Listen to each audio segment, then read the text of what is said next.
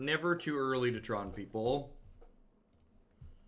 Alright, speaking of Tron, we've only got one new card in here. We got Blast Zone. I think this card's great. Like, being able to turn your various land tutors into a removal spell sounds wonderful. I've played against the new Karn. It's been kind of unimpressive, so I'm not playing that here. Modern's a format where Chalky, thanks for the very generous tier 3.5 a year at that. Welcome back. Modern's a format where, in my experience, making your deck slower and more interactive is generally not what you want to be doing, and new Karn really feels like it's making this archetype slower for the sake of being more interactive. I also think Modern's a format where your sideboard slots are very precious. This is a format where pros often talk about they wish they had 20 sideboard slots because there's so many decks. So, like, new Karn isn't only just, like, slowing your deck down in a lot of instances to make it more interactive. It's also eating up a chunk of your sideboard slots, like, which is a very big deal in this format. And until there's some results, I'm not really convinced to play that in there. Another card that has come up around Tron is New Ugin. I really just don't think New Ugin is better than any of these cards we're already playing. This card is great because it's Stone Rain with Rebound a lot of the time, and New Ugin does not kill lands. So let's go ahead and dive into some match and here. What's the average time for a full Tron League? Usually like an hour 15 or so. Hour 15 to 90 minutes. Is this deck why Thragtusk is not a $1 rare? In part because of this, but also in part just because Thragtusk has a lot of casual appeal. Does a lot of neat things. Probably an okay EDH card too. Played Bant Bow for the first time yesterday. I had 2 opponents concede in less than 3 turns. I played Bow and 1 conceded then and there. That's great. Man, Moto has just, like, not been happy since this most recent update. I can't, like, for a long time, we were just, like, not having any crashes. Then, like, the last 2 days, it's just been, like, as soon as we find a match, dump. As soon as we find a match, dump.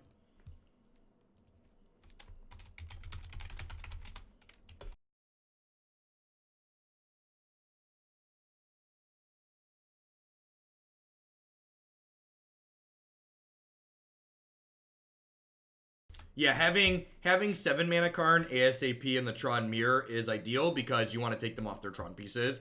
This build that we're playing here also has a World Breaker in the main deck, which is kind of a 5th Karn as a way to kill opposing Tron lands. So I really like that as a small hedge. Well, so this hand doesn't have any green mana, but it's got Tron, Tilt Tron that's old and ugly, so I think we keep it and just, like, hope to draw a Star, a Sphere, or a Colorless Bomb. Like, there's a lot of cards that just, like, make this hand absurd. So I think we just, like, keep and hope to hit because we're a Dirty Tron player. Have to embrace the Dirty Tron. Alright, looks like we're playing against, could be Dredge, but could also be, like, Hollowed One here. They discarded a basic mountain. They fetch Blood Crypt. Dredge is usually inclined to fetch green sources so they can loam. Yeah, I think statistically from here we assume they're Hollowed One, which means this Oblivion Stone is a wonderful draw.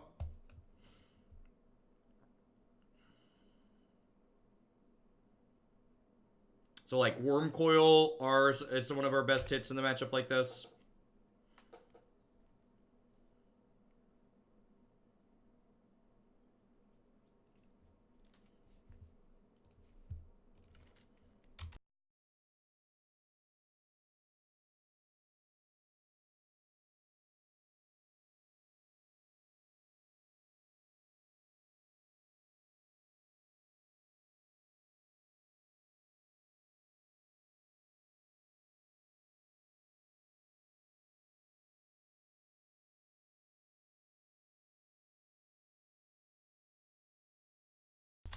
Okie doke.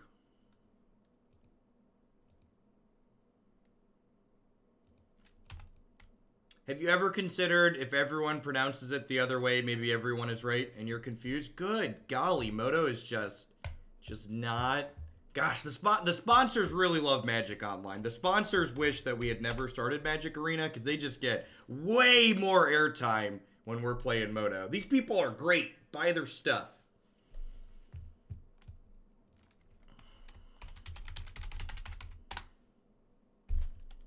Someday Magic Online will have a button, remember my login information.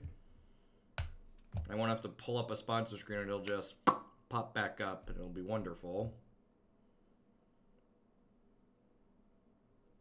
Actually, it's really funny. You can tell, this is something that you understand from being on the streamer side of a lot of these things. I'm actually going to pop the O-Stone before I play this Wurmcoil, I think. Am I? Actually, I think I'm not, right? Because, like, the Wurmcoil probably just beats their board, right? And I can, like, put a fate counter on this. Yeah, I'm actually just going to jam it. Whatever. Yeah, it's just like a 24-hour flu bug type thing. Not even flu, just, like, real bad, like, fever and chills. But passed over it really quick with a little bit of rest. Oh,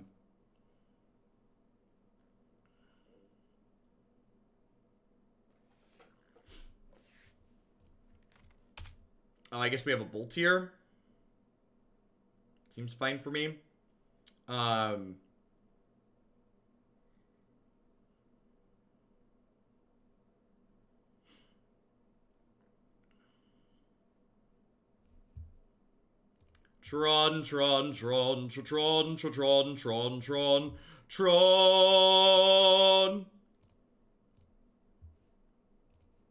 I think I just go up, right? I just go up. I don't want to lose this. Being on the streamer side of things and, like, knowing how people are setting their stuff up behind the scenes, you can tell a lot of the people who streamed Magic Online before streaming Magic Arena, because a lot of them don't window capture Magic Arena. They capture their entire desktop on their overlay, because with Magic Online, you can't window capture Magic Online the way the software's written. However, the .NET framework works, window capturing it with OBS just, like, doesn't function. So you have to capture your entire monitor.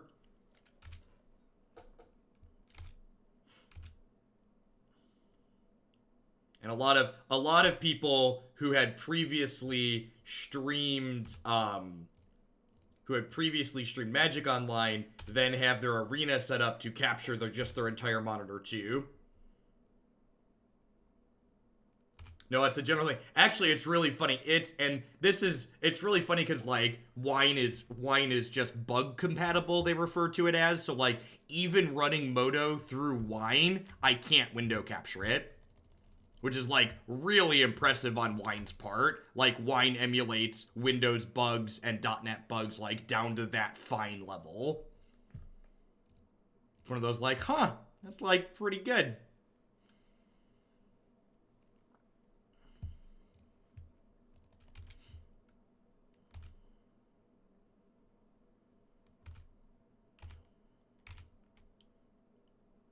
But, like, if you notice, like, that's one of the many reasons why I have, like, two different scenes, and, like, when I click to this and arena's not open, it's just black, because, like, my arena window isn't launched, and I capture the arena window instead of, like, having the whole thing up.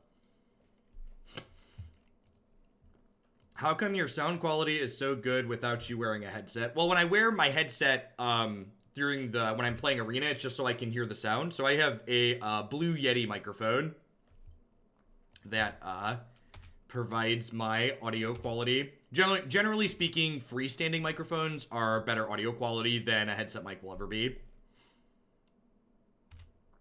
Tassafish.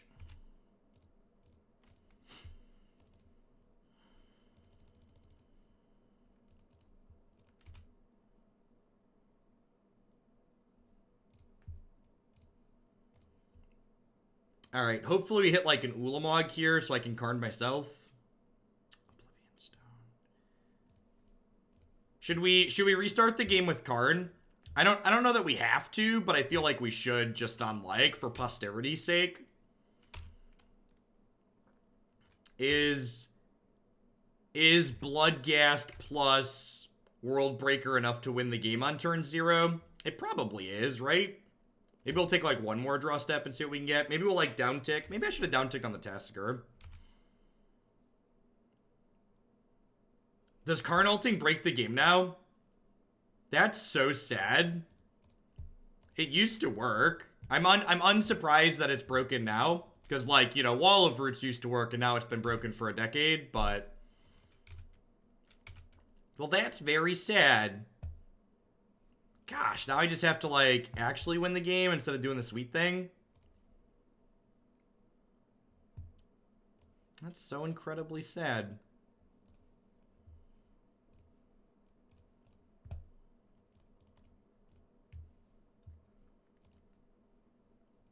Walks over to the big lever. Does this control the drawbridge? I'm wondering, you know, in case it controls the drawbridge. What's going on, Hippity?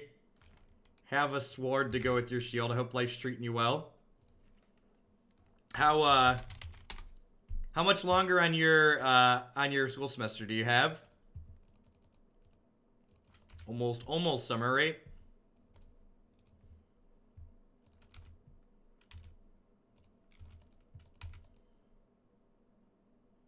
Alt away, do it for science. All right, let's find out. That's true, actually. So not only did someone share bits, but if I alt and it breaks, my league is free. So that means I make $8 on the league being free too. Sure, let's do it.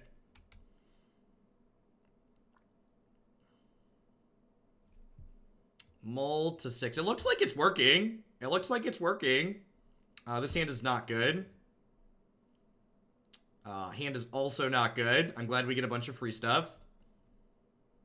Hand is also not good. Yikes. Deal.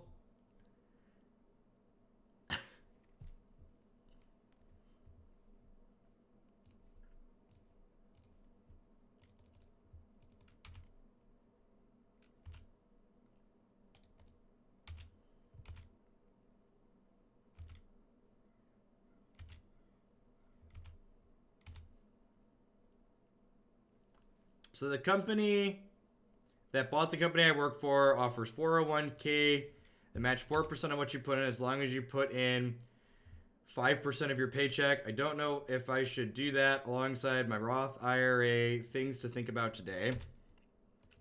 Listen, Nivik, all I have to say is if you're already maxing a Roth at your age, you are like infinitely further ahead of most people when it comes to Tron. Just Tron things. You're infinitely further ahead of most people.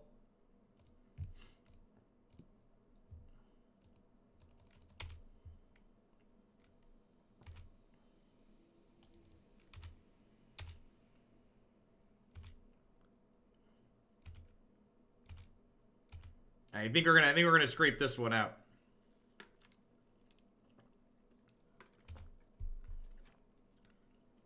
I think we're gonna manage to pull it through here.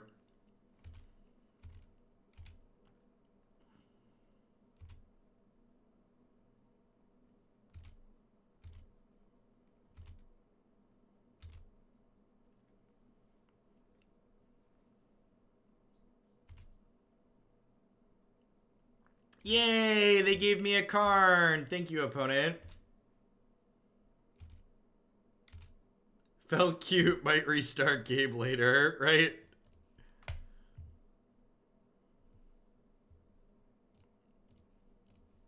Bye, Felicia. All right.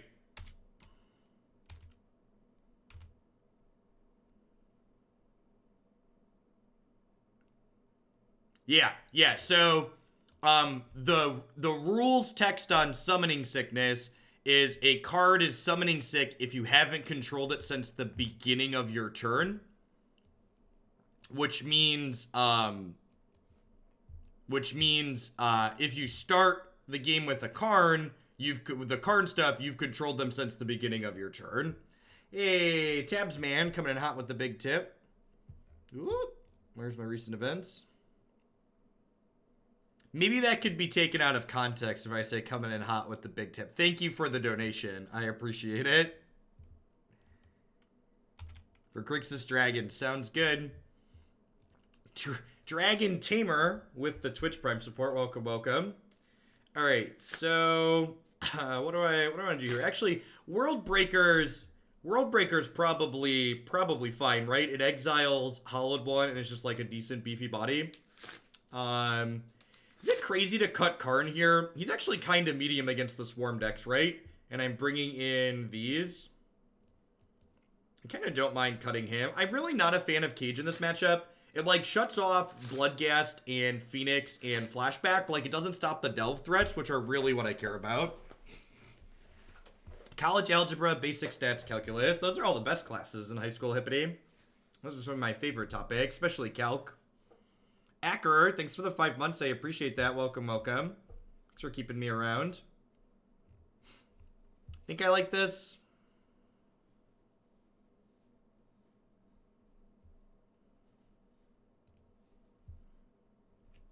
Ugin exiles Bloodghast. Yeah, but like he misses Hollowed Boys, and like he has to trade with Gurmag Angler, which I think makes him worse than the other cards I'm playing right now.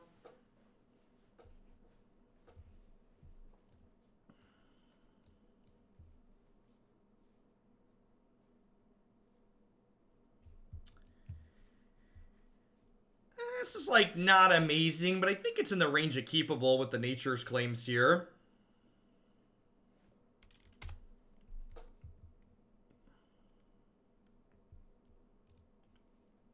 It's a good rip. Thragtusk also not terrible.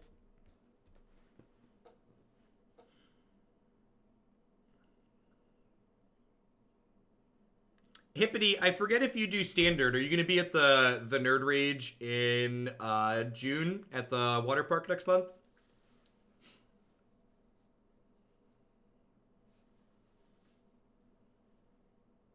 When did Modern and Standard become different formats? Well, Modern and Standard have always been different formats.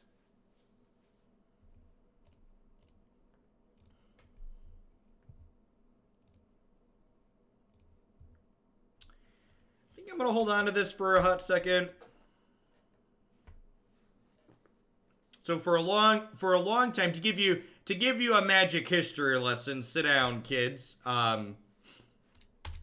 Which one was the first one? Yeah, so Magic history lesson. So originally, when Magic started having enough sets to break them up into formats, you had the three big ones were, if I recall correctly, it was originally like Standard and Extended.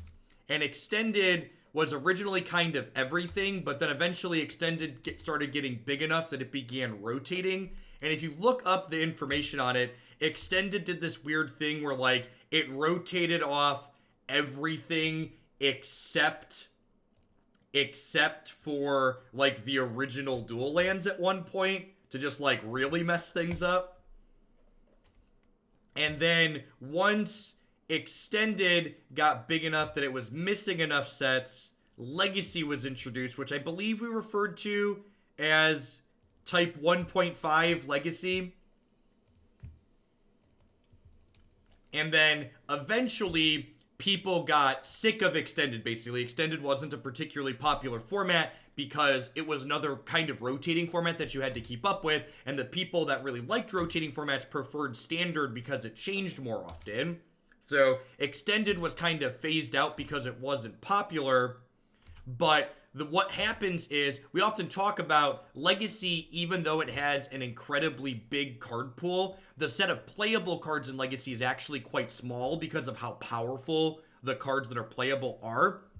So before Modern existed, there were just so many cards that were rotating out of Standard that were just effectively rendered useless for anything close to competitive play because they were no longer Standard legal, but they also were nowhere near the power level for Legacy. So then Modern was introduced as this smaller card pool that was ultimately lower power level than Legacy. So a wider selection of cards could be valuable and be useful after they rotated out of Standard. And Modern has gotten to a point where there's, if I recall correctly, there are now more sets in, and someone please correct me if this is incorrect, but I believe there are currently more sets in Modern right now than there were in Legacy when Modern was created. If anybody's feeling and going and feels like fact-checking that for me, I would appreciate it, but I'm pretty sure that's relatively close to true, if not just straight true. Which is why we've been saying this for a while on this stream. We're very ready for a new non-rotating format, because when we had this many cards in Legacy, we're like, oh, we need Modern. Yeah, Standard was always a rotating format.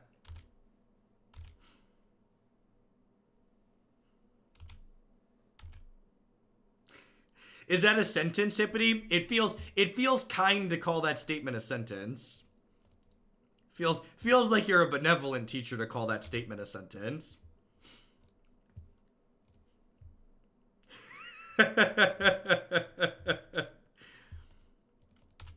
Because Modern, I think Modern's like 16 years old now, right, at this point, right? Like, circa, it's, or like the card pool in Modern is like 16 years deep, right? Because when Modern was initially created, it backset a lot, right?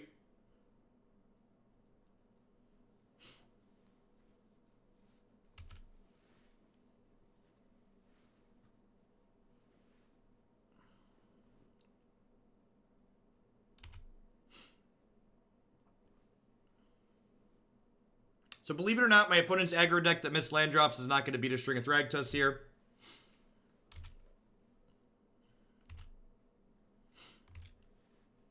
Oh, they found Ancient Grudge. That's so good against my deck full of artifacts. It's so good.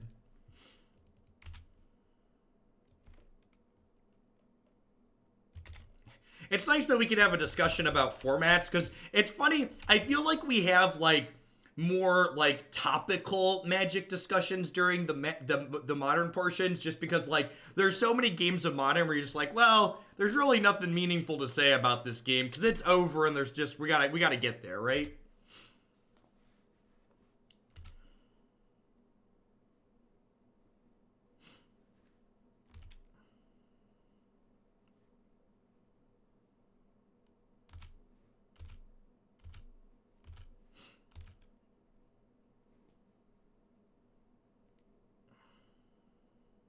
Oh no, not my Oblivion Stone. Oh no. I think that card's bad, Draven. I don't think it solves any problems that this archetype has. And I keep asking people for meaningful reasons to play it, and I keep just getting like, cause it's sweet. I don't think that's a good reason to play a Magic card.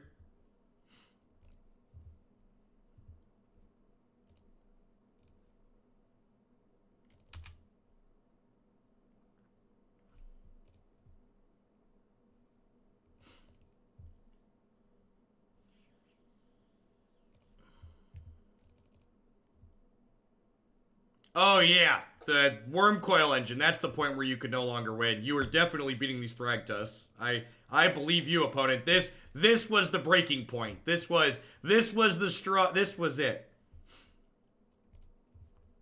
That was the point of no return. Definitely wasn't the first and second Thragtusk.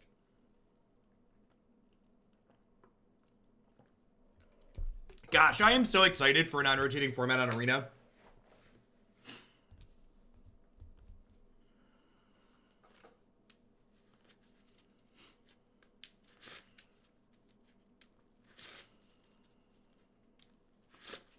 So, we haven't, Frumbles, but I would question your descriptor of those cards being a hyper aggro deck.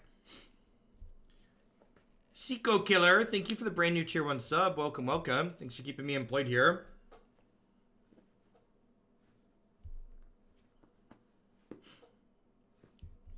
I hope they go back to Shadows. I just really want to, like, cast... Shadows gives us Spell Queller, right? What set is Spell Queller in? That doesn't tell me the set.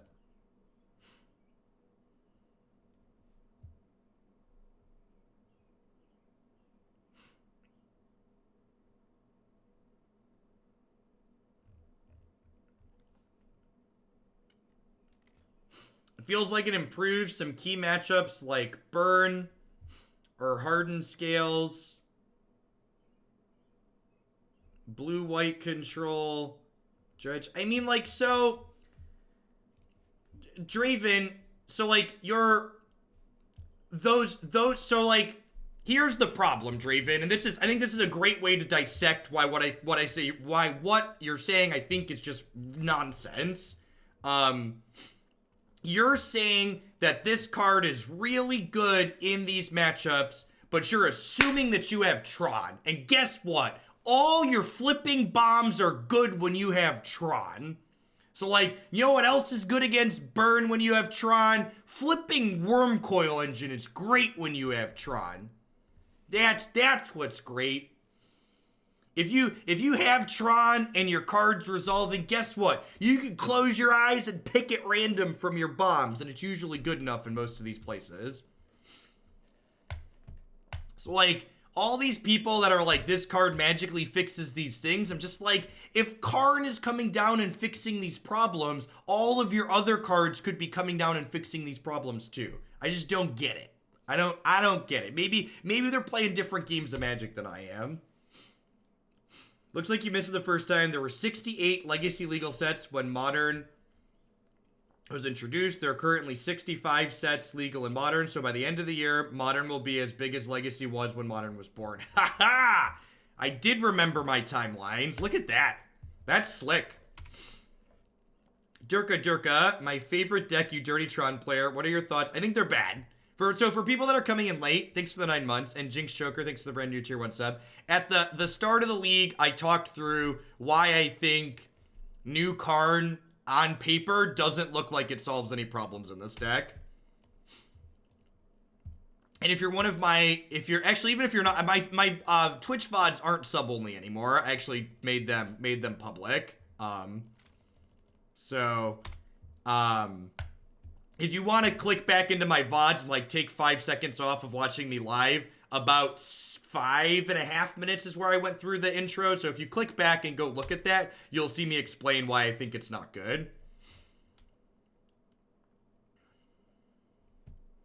All right, that was not the Oblivion Stone I wanted for Christmas. So good chance we're dead next turn. For those that are new to Modern, Devoted Druid alongside the card Vizier of Remedies gives them infinite green mana. And then they use that infinite green mana with this card Duskwatch Recruiter to get any number of creatures out of their deck. Seco Killer. Oh, I'm sorry. I thought I mentioned that one. I have a red-green. Yeah, all the details on how to submit a deck to be played can be found on my website here. Basically, the TLDR is there's a Google form there that you fill out and put the deck link in and other information. And I will send you an email back either later this evening or tomorrow letting you know that it's okay or not. Oh, that's true. They do have to flip Recruiter here. So that means they need Vizier plus another way to get the Recruiter, right? That's true. The Transform side doesn't do it.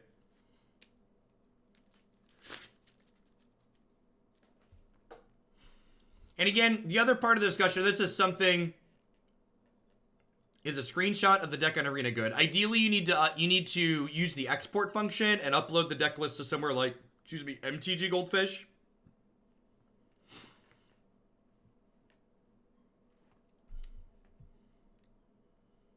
For people wondering why I haven't cast 1-mana spells. For people wondering why I haven't cast 1-mana spells. Devoted Druid is from Shadowmoor. That's a Finale of Devastation, chat. And that's an Eternal Witness for Finale of Devastation, so we have died. Yay! Modern! Yay! Woo! Modern! Okie dokie. Alright, bring these in. Cut these. Yeah, I think that's it, right? Happy with the rest of it? Oh, Grafdigger's Cage is great. Derp. Cut Wurmcoil? I think I cut Wurmcoil, huh? He's just kind of derpy. Alright, let's do it.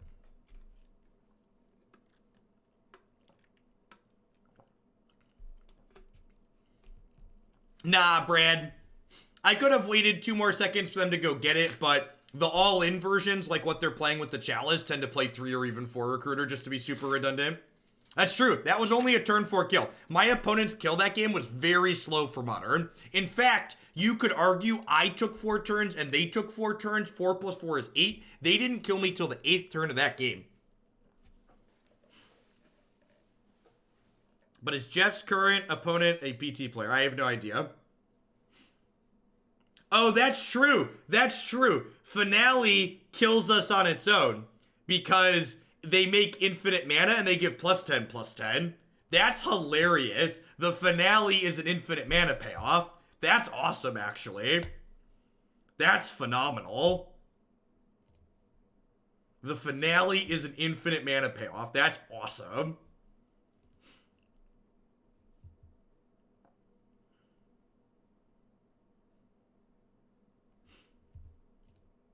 Yeah, always, Seiko. I mean, I assume if you're a sub-tier, you've watched my videos before, but you can go back and check any of the stuff on the YouTube channel. So frequently, I take decks, especially with regards to mana bases, and I double check the mana base and often fix up things that I think might not make sense before I play the deck. And then we talk about changes that I potentially made, and then after we play the deck, we talk about further changes that I would make if I were to play it again.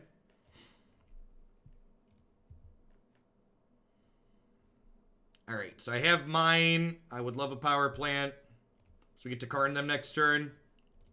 For people who haven't played Modern before, I know some people show up early because they're waiting for Standard, and they're just like taking a peek at how ugly Magic Online is. Modern, the best way to imagine Modern is imagine if there were 40 different Nexus of Fate decks that they kill in different ways. They don't all loop infinite turns, but they're all like linear combo decks that are trying to ignore each other rather than interact with each other.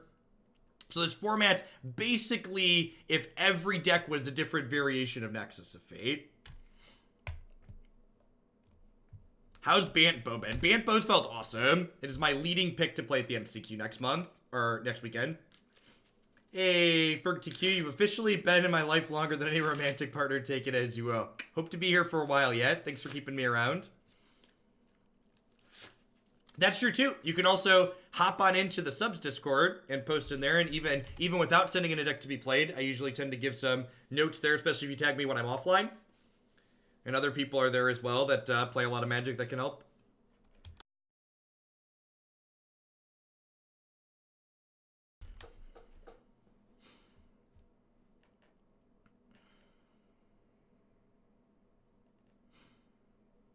Do-do-do-do.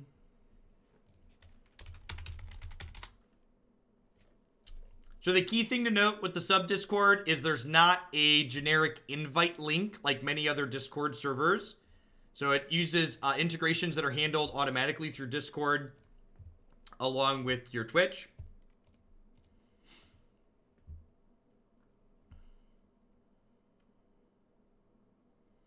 They're playing Devoted Druid combo Pikes. They killed us on turn 4 the first game. They just like have a Mopey start this game.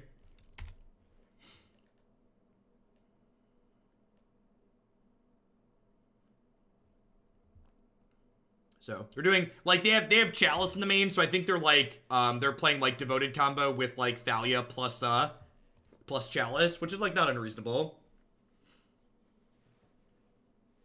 So Taurus, once you've been in the sub Discord, if you resub after lapsing, because if you unsub, you automatically get pushed out after I think 7 days. You have to reopen that connections tab like when you join initially and put it back in. So you don't, it doesn't automatically just add it back to your server. You have to tell it to rejoin for you.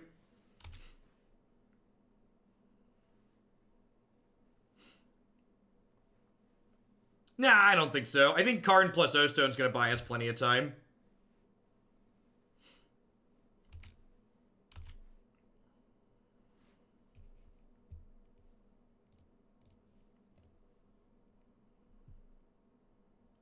Yeah, I think Blast Zone's the line. I agree with that. Seems reasonable.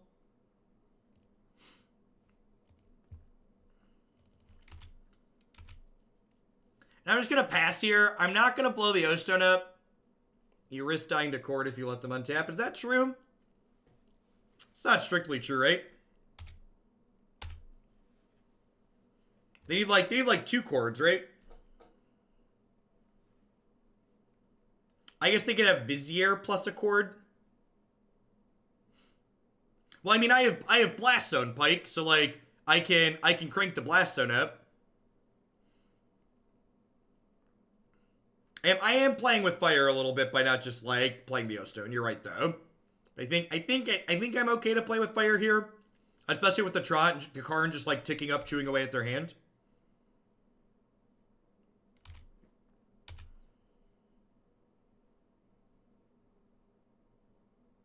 If you're a brand new sub, it takes up to an hour, Choker.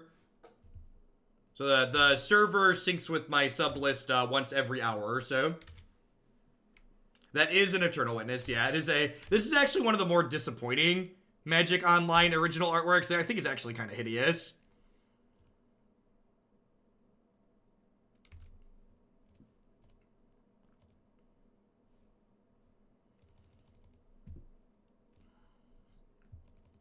A lot of the Magic Online original artwork tends to look like pristine, but this is not one. All right, so do I want to put this on here and risk them like having 2 instant speed things? It's pretty unlikely. I'm gonna be greedy. Kill me.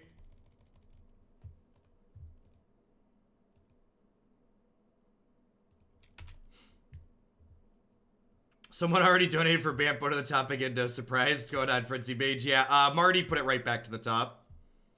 Because he's great.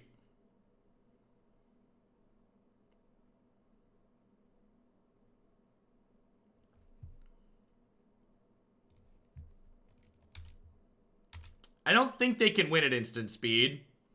But I didn't want to tempt fate by making the claim that they couldn't, so. It's garbage time. You don't have to go home, but you can't play here.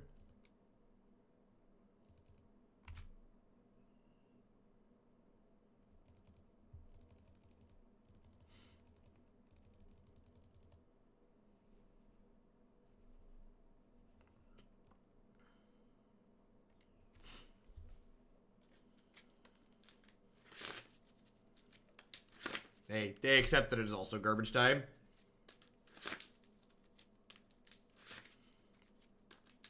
I'd ask that you don't directly solicit other people to donate for your deck's Kiko Killer, but sometimes people do. And like I said, if you're looking for feedback, especially from just me, you can tag me in a link with your deck list in there, and I'm happy to look at deck lists even if you don't donate for it to be played. Christoph, thank you for the resub. Welcome back. You think 8-Rack could make a big splash in the modern meta? I do not. I think that deck is pretty exceptionally bad. In general, your modern decks are good at their like linear and proactive, and 8-Rack just does not win very quickly.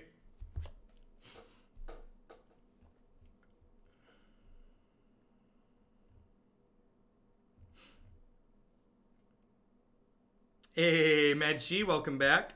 This hand just doesn't do anything, right? Like, I don't have guaranteed Tron on 3. If I did, I might consider keeping, but like, I don't have Spatial Contortion, I don't have Oblivion Stone, I don't have like Dismember, so I think I can do better at, better going down. I'm gonna keep this with a Scry. Dumpin' Truck, thanks for the 5 months, welcome back. Morning, Admiral.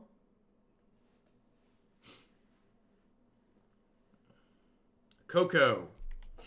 Yay! Modern! Yay!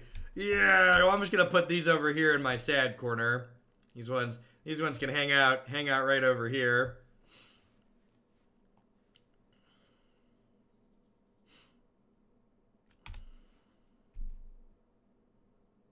Why was I not on the play, right? Alright, well, if the rest of their hand is slow, this Oblivion Stone's gonna be great. Yeah, we just gotta luck sack the last one out. I agree.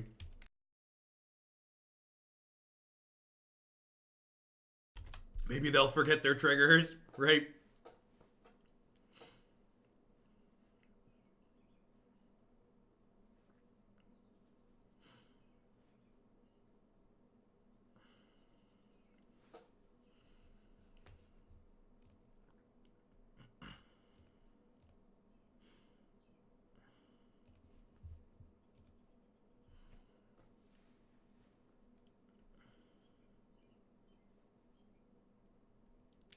Yeah. At the end of the day, Christoph, I think a deck like 8-Rack, just like many of the decks in Modern, like especially if you're just playing local tournaments, at the end of the day, Magic's a game that you should be playing to have fun. And if you really enjoy the play patterns of a deck like 8-Rack, you can and should sign up and play it.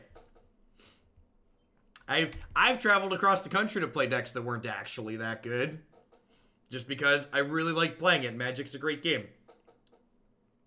So, if you ask me, like, from a purely competitive standpoint, I'm going to be honest with you about how I feel about something. But at the end of the day, I'm also going to encourage you to just, like, play the decks that you enjoy.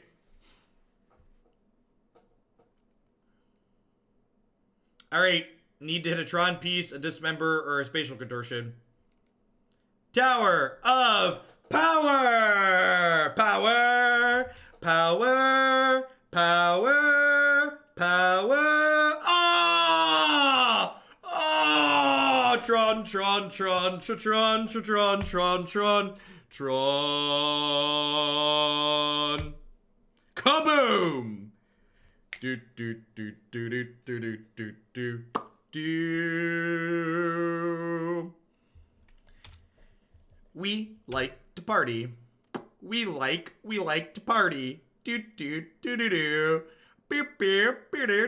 For people that don't understand why we're excited, this land, along with these other two lands, makes them tap for 7 total mana for whatever god-awful reason, which allowed me to crack my Oblivion Stone, which killed my opponent's entire board.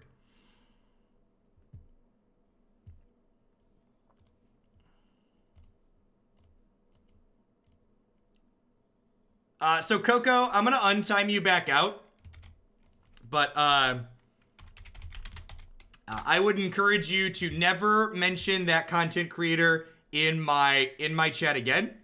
And I would encourage you to take a quick Google search of that content creator to inform yourself as to why they're a terrible human being. And I would encourage you to never watch their content or support them in any way. So, no, I'm not familiar with whatever you're referencing that they were doing. But I would encourage you to also defamiliarize yourself with anything they're doing.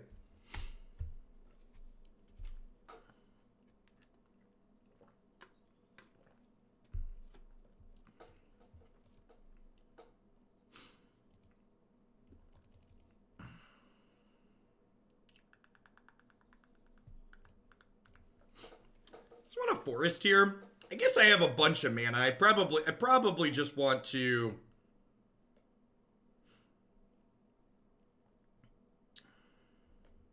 I guess I have multiple green cards. Yeah, I'll just get a forest.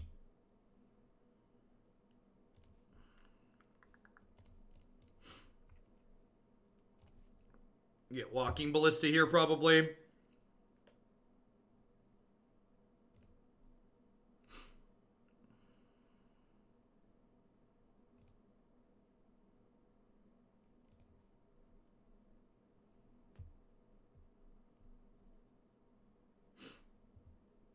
In Paper Magic, a competitive REL setting, you are in no way obligated to remind your opponent of their triggers. So if your opponent forgets they have a Chalice in play and they tell you your spell resolves, your spell resolves. If your opponent calls a judge realizing they missed their trigger, the judge is going to come over and ask you if you want to put their trigger on the stack. And then you say, no, judge, of course I don't want to put their trigger on the stack. And the judge will go, okay, continue play.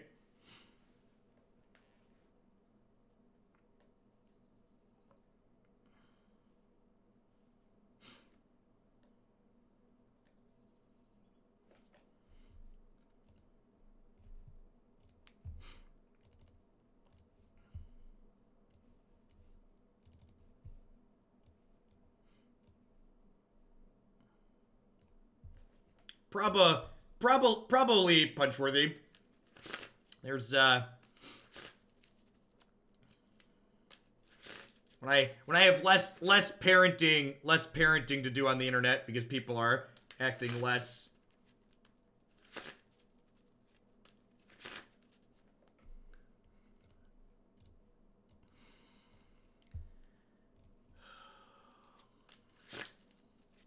All right, well, you can go watch him, Coco, because that kind of attitude's not welcome here. So be the change that you want to be in the world.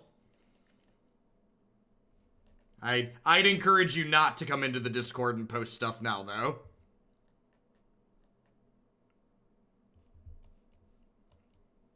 I have what you could refer to as, like, morals and standards. I don't care if it costs me a little bit of money.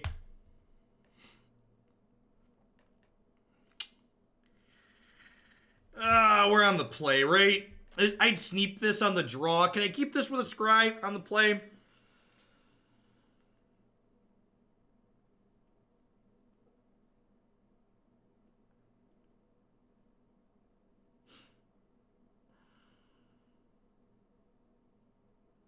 Yeah, Tron's really good at mulliganing. Let's go to 5. But on the draw, I'd snap it off. But I'm gonna take a do-over on the play. Yikes, should have gambled. London mulligans falling down, falling down, falling down. London mulligans falling down now, please, Watsy. Hey, Draco, thanks for the 4 months. I appreciate that. Welcome back. Yeah, I'm just gonna see what they're playing.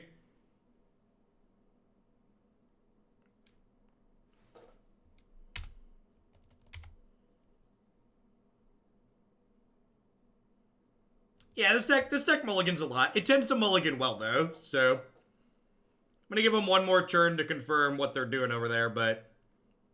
Probably 8 whack.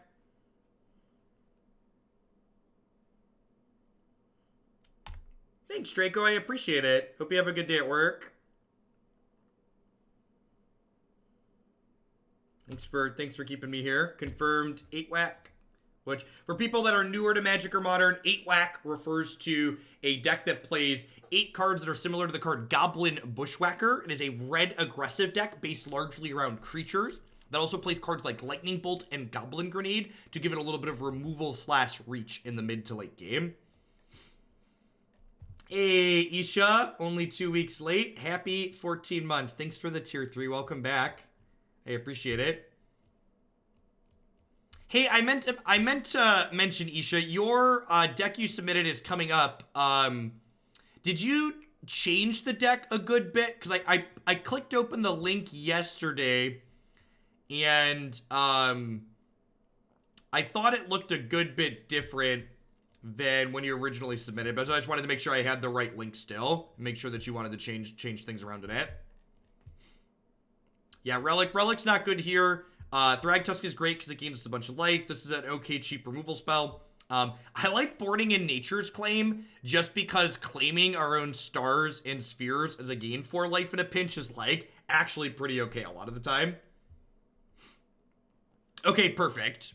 Perfect. I think that'll be up tomorrow, if not Monday. Just wanted to make sure you were content with the version that was in there.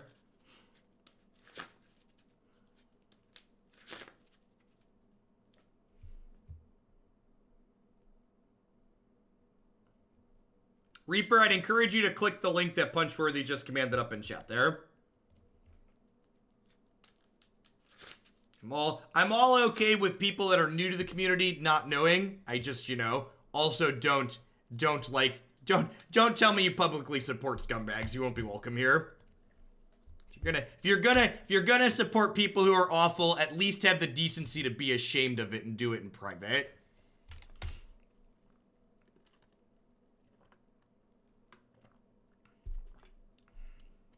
All right, so this is like kind of an awkward spot. So like, I guess because I have the Wurmcoil, I just go ahead and cycle this.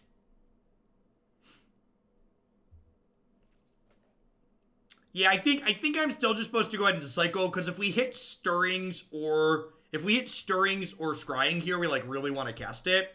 Map means we get a turn 4 Wurmcoil, which is like still okay, right?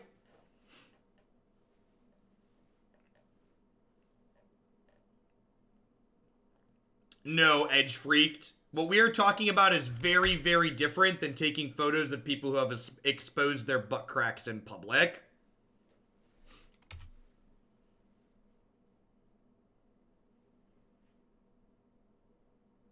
Oh! Kaboom! Kaboom!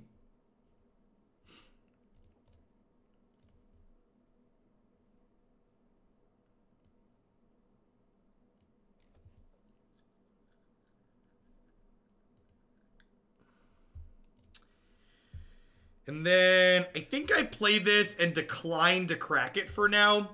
because that'll let me play a Thragtusk later. Hopefully we don't die this turn. There's a chance we die this turn. This is Modern. It's their turn 3. We could lose the game. So this is 3, 4, 5, 6, 7, 8, 9, 10. If they have a Goblin Grenade, we're dead here.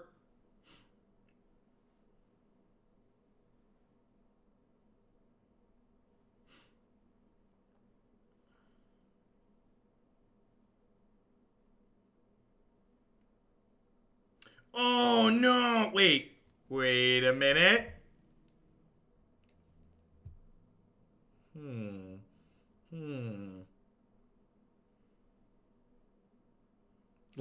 Let me Google that for you. It's one of my favorite things from way back. All right, so like, wait, they named Blast Zone. That's really funny. I was like, I just assumed they were gonna take me off of Tron.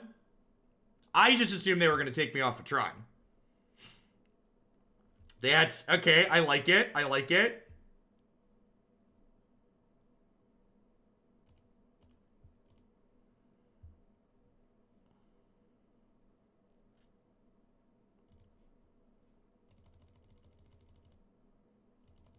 No, they chat. They're not ghosting. They saw the Blast Zone off of Goblin Guide. So you're not ghosting in the slightest. They saw the Blast Zone off of Goblin Guide. I should have had my revealed card zone up.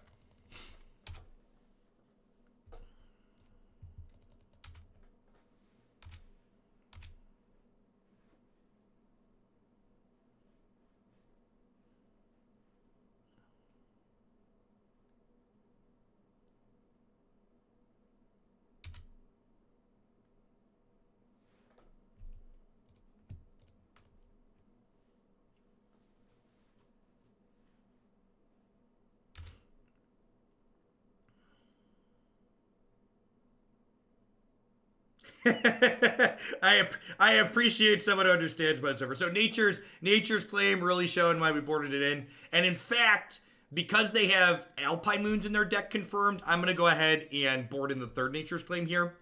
Just because it's useful for saving ourselves like that, but also good at taking their cards off the table too. So what do I want to trim here? I think I want to trim that one. Quite a bit slow. Now, I think Breaker is better than Ulamog, right? Neither are great, but I think Breaker is better than Ulamog.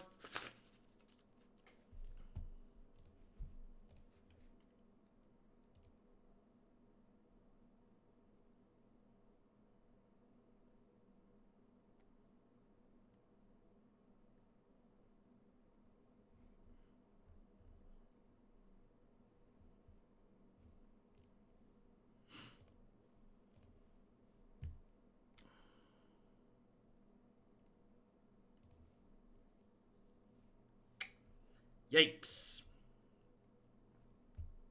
To be fair, Scooter, Tron's a quick one at least usually. Well, I guess this is only match 3.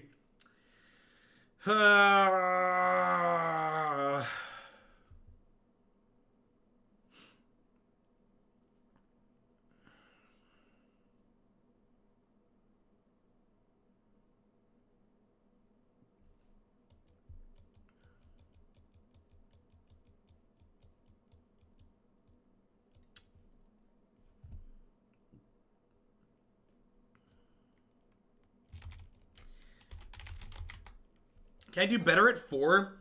I'm gonna keep.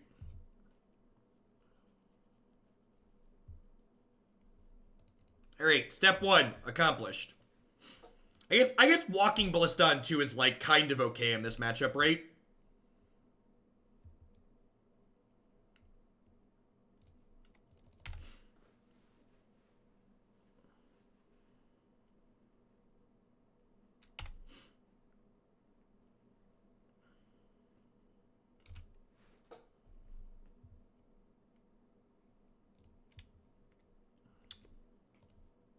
Alright, I think because they're fumbling, I'm going to go ahead and do this.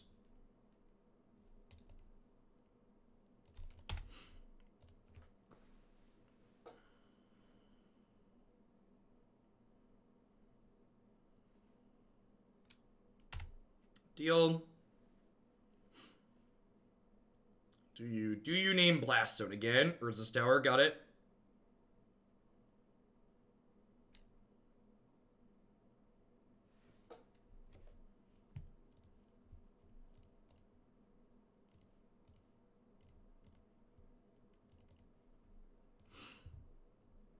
Never didn't have it. God bless you, Nature's Claim.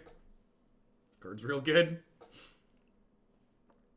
This is where things get scary. Do you have a whacker? Whack me, daddy. Yep.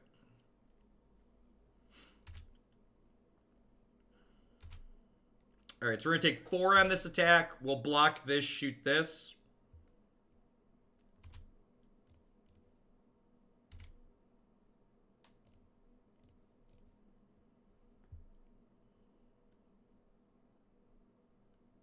So again, once you block a creature, even if the creature blocking it gets removed, that creature, unless it has trample, still doesn't deal combat damage to you. So this doesn't deal damage, and we'll take 4 here. Really hoping to draw that Tron piece here. Power plant would be great. That's a tower, never lucky. All right, we could die next turn. They have a good one. We could die. Yep, that's 5 damage. 5/6 basically, because the sacrifices deal a damage. This is like almost strictly better. Fanatical Firebrand. Well, I guess it doesn't have haste, so it's just like kind of different. It's better in a lot of situations. So if they have a grenade and a bolt, we're going to be dead next turn. Nope, no grenade is good. Huh. So is the conservative play Thragtusk or blow Oblivion Stone? What do we think?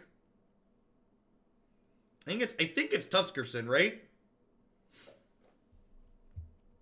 Really? You think it's the O-Stone? So like, okay, here's the thing. Let's count the outs, right? So if I crack O-Stone, I die to Bolt, right? So that's the thing. So cracking O-Stone means I die to Bolt.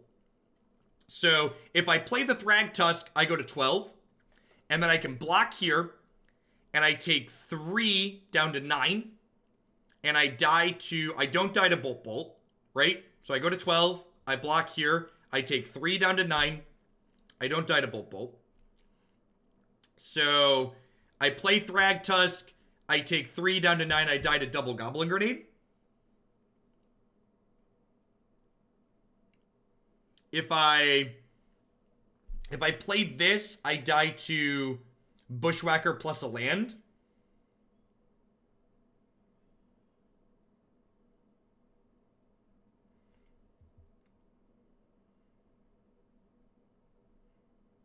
Does Bolt plus Whacker kill me? So if they have Whacker, Land, Bolt, and I play this, I'd block, I'd take 2, 4, 6, 8, and that would put me to 4, and then I'd die to Sacrifice here plus Bolt. So I die to Bolt Whacker, Bolt plus Bushwhacker if I do this. I think I'm supposed to blow the O-Stone here. I think I'm supposed to blow the O-Stone. Oh, Bolt kills Thragtusk and you can't block. I think I'm supposed to blow the O-Stone. This dies to exactly Bolt. Wow, they missed sacrificing the Mog Fanatic. That's good for us. Yeah, I think it's close either way. And again, that's one of the things that makes Magic interesting, right? Like, Magic, a lot of the time, is a series of percentage plays. Alright, and with this as being their play for the turn, the running Thragtusk here should win it. Oh, yeah, we're done. It's closing time. You don't have to go home, but you can't play here. Do do do do do do do do do do do do. Oh no, whatever will we do without Tron? No, please don't take my Tron away. I love my Tron. I love my Tron. What makes a deck a tempo deck? So, tempo, generally speaking, refers to a deck that is disruptive while also being aggressive. So think of tempo decks as an aggressive deck with controlling elements. So generally, tempo decks are decks that have aggressive curves, but also include counter spells. So I'm not sure what the details are of Conley's deck, but I'm not sure if it fits. So I'm not sure if it fits the description or not. But generically speaking, that's how we would define a tempo deck. Bennett, thank you very much for the third of a year of support. Welcome back. Thanks for keeping me around. Yeah, generally speaking, protect the Queen decks are considered tempo decks. Are there any tempo decks in Modern? Not good tempo decks, no. So, like, the blue-red Wizards deck we've played a little bit of, and, like, Spirits, Death Shadow. I guess Death Shadow. Death Shadow is considered a tempo deck, yeah. Yeah, Death Shadow is, like, pretty reasonable in Modern. That one slipped my mind. But, like, blue-red Wizards, Bait Spirits, those are, like, tier 2, tier 3 decks that I would be considered tempo decks.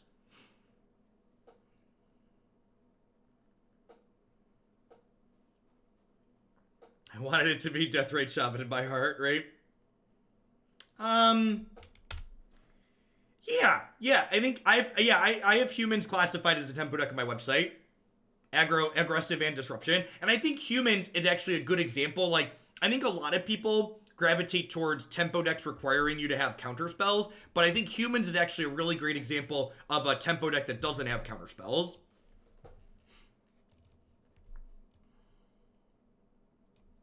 Yeah, I definitely felt like looking classy today, so I put a polo on. It has nothing to do with the fact that my entire family was sick and I ran out of t-shirts.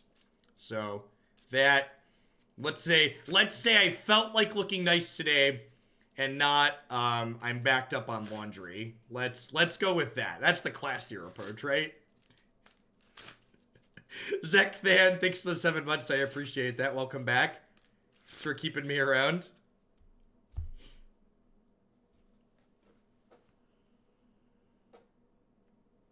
Yeah, Reflector Mage is a great example of a tempo card.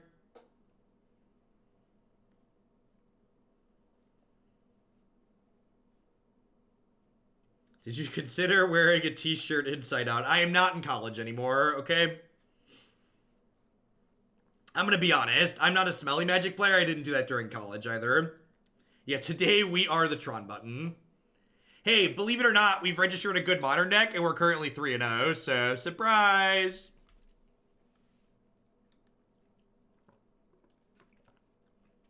Actually, it's funny. I used to wear polos on stream all the time. And then somewhere in the move, I think they're in a box in my garage, all of my nice, like, moisture-wicking, feel-good, nice-to-wear polos have, like, vanished. I have no idea what happened to them between the old house and this one. So, like, we're going to clean out all the extra stuff we haven't gone through in the garage at some point, hopefully find them. Christy actually bought me this and a couple other new ones at the store the other day in the meantime. Yes, exactly, Punchworthy. The key to a happy relationship is figuring out the things that you actually care about and then not arguing about the rest of it. If they feel strongly about something and you ultimately don't care, just do what they want. Because if you don't care either way, who cares? Am I considering this for my tournament? No, I'm locked into Elves for the weekend.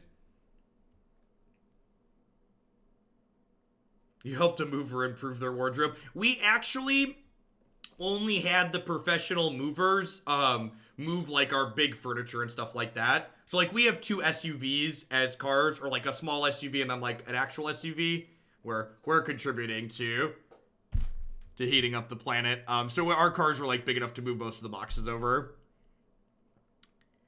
I think this is okay. Maybe the low end to keepable.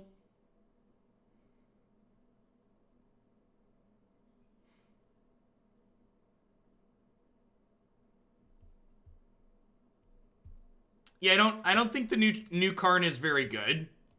And so far, no one has been able to make compelling arguments for why it's good. I built Elves in paper specifically after watching the stream, and then I started looking at Legacy Elves, and man, I wish guys could. Well, not to like harsh your jam, but like Legacy Elves actually isn't very good.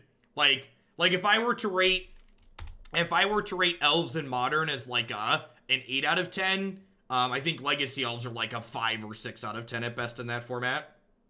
Yeah, Legacy Elves desperately wants to be good, but it's just really not. It just can't keep up with how good Brainstorm and the other cantrips are, and like how many Chalice of the Void decks are randomly in the format.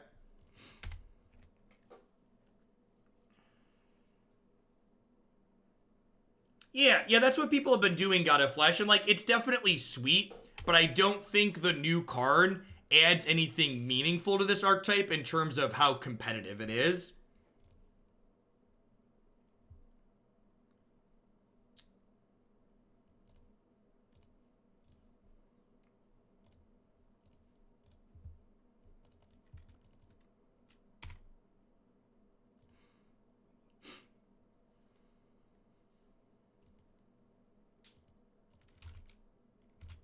So, Relic of Progenitus, generally speaking, tends to not do a ton against blue-white control. So I'm just going to go ahead and cycle this aggressively, trying to find my Tron pieces.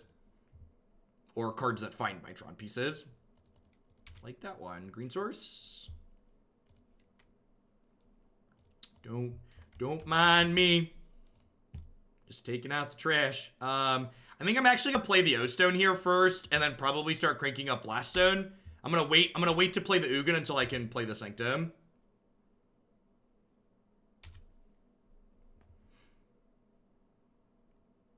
Yeah, exactly, Clamster.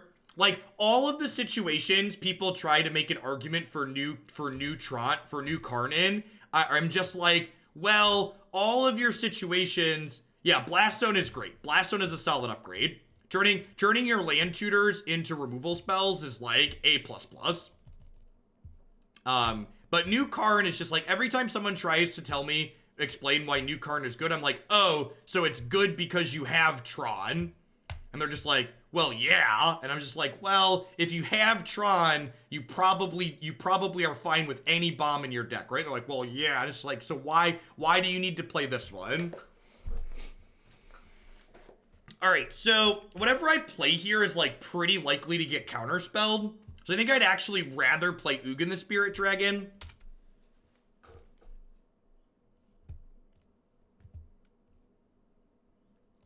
I think it's unlikely to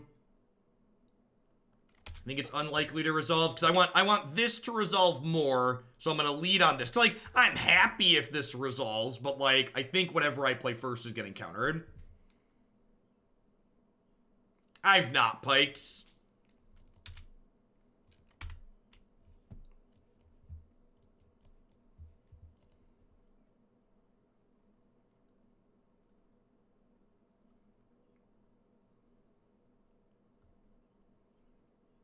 So, this card's really messed up. So this card has an on-cast trigger similar to Hydroid Crisis, where it exiles 2 permanents when you cast it. So, just by casting this spell, I get to take away 2 other things. We are, in fact, the bad guys. Confirmed bad guys.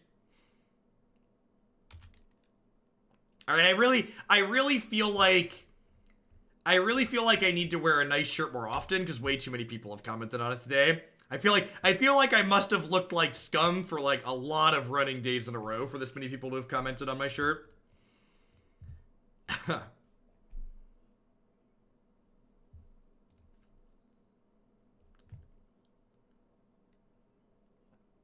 We have a negate here, Mana Leak, Dovin's Veto. Read.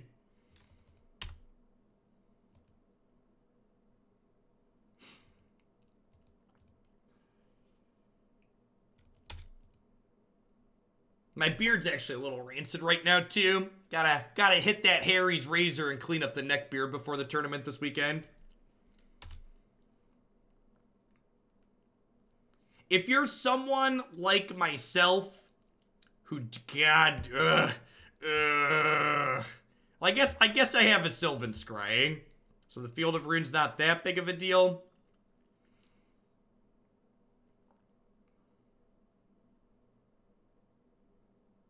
Will wearing a nice shirt persuade Watsy to work with you? Asking the real questions.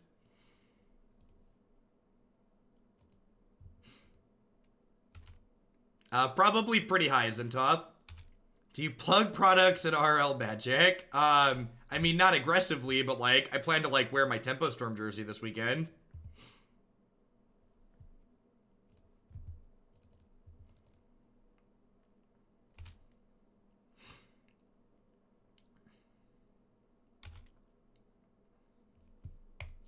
Tron's great. Have I mentioned to anyone recently that Tron's great? Have you heard the word of our Lord and Savior, our Lord and Savior Karn?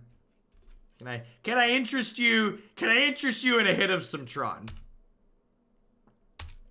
It's more than good. It's great.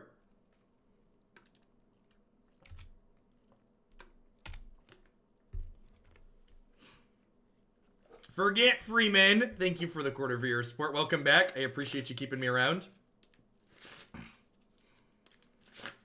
I mean, to be fair, they still have 8 cards in their hand, and, like, we're kind of running out of gas over here. Yep, yeah, we got the ads thing all sorted out.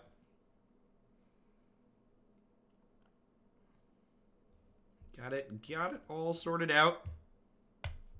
I'm not a member of the MPL, which means I actually have the ability to negotiate a contract. I can't believe, like, Jerry's article saying that they weren't able to negotiate contracts, just like, that's just so rancid.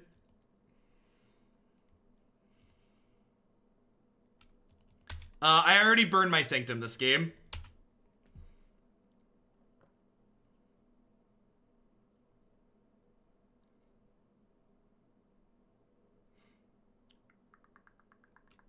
Yep.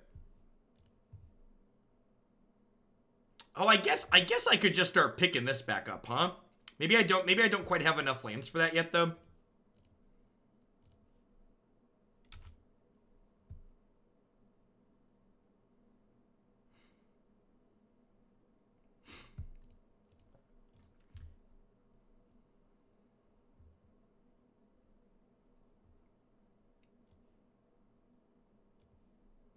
Yeah, making the contracts exclusive also shows, like, a misunderstanding of, like, getting into esports as a whole. Although maybe with bringing Savitz on and, like, understanding that, like, having someone like Team Liquid interested in their stuff is going to change their mind on that. Maybe they're going to earn a little bit of understanding and, like, realize that their players having affiliations is a good thing.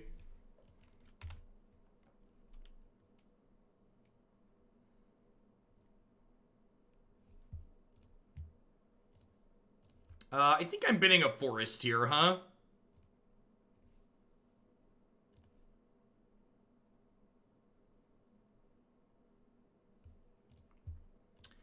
And unfortunately, at some point, this is gonna get path to exiled, so we're not gonna be able to do this indefinitely, but for now, it's what we've got.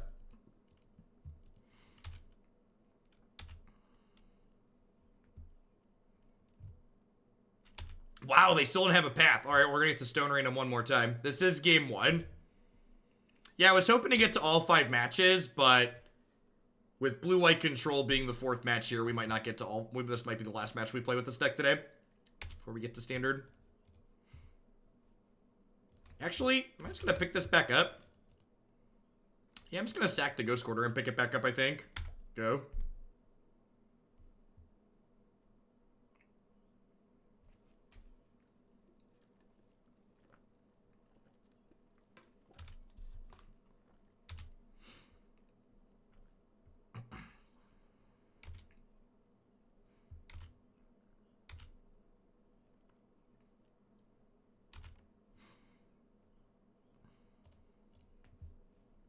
I mean, like, it's good for Wizards of the Coast for their players to be affiliated with things like Team Liquid. So, like, if they understand the industry that they're trying to break into, they would be like, oh, this is a good thing. We want our players on these things.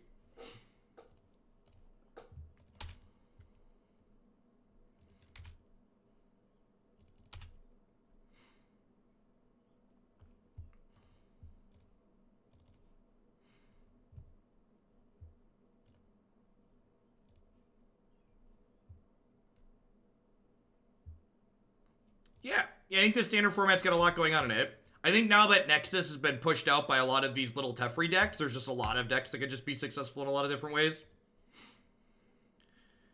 I'm just going to go ahead and put this on here for now. Might as well.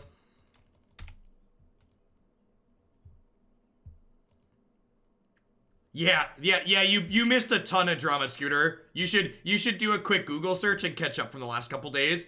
Jerry Thompson resigned from the MPL, and they added Jess Epstein, I think is her last name, and Savitz as the 2 spots to fill their places.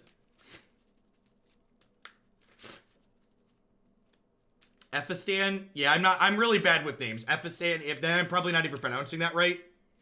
Yeah, there was a lot of hubbub about it. Yeah, Newmont is affiliated with TSM, which is one of the biggest esports organizations around.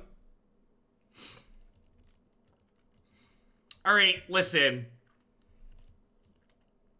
I think it's awkward what they've done with the MPL and the changes that they've made. But if you asked me, am I surprised with the direction that they're moving in? I would stoutly tell you no.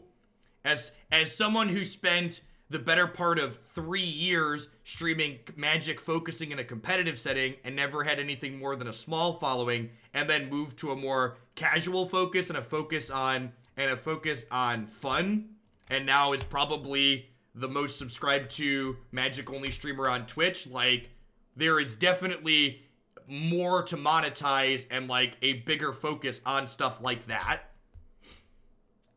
There's more desire from people to see content like that. Like, just focusing on the competitive aspect of Magic, especially with just standard, gets dry very quickly a lot of the time for a lot of people, myself included. On the stack, thank you for the 12 months of support. I'm a better player watching you, at least I think I am, until I punt game after game. Have a sword to go with your shield on the stack. Thanks for keeping me around.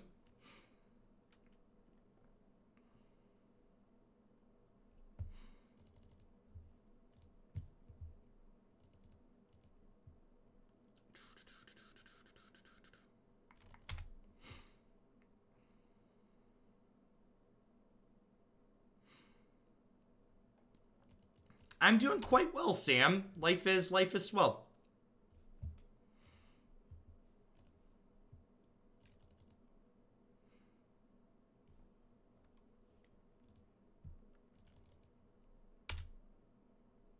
Hey, Holy Helix Fossil, thanks for the support. Yikes, gonna get punished for having Oblivion Stone or Karn. Oblivion Stone or Karn. Okay, that could be either of those things.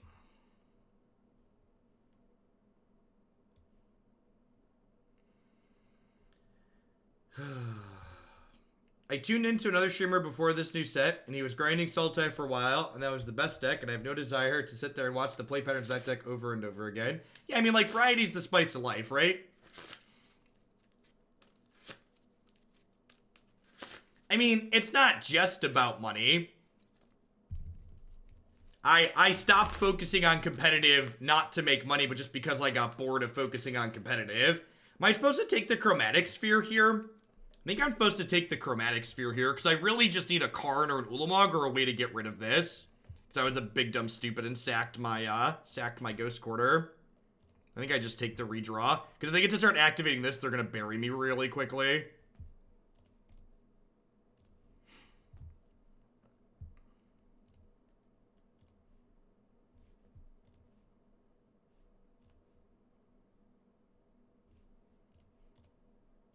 Could be anything. Even another star.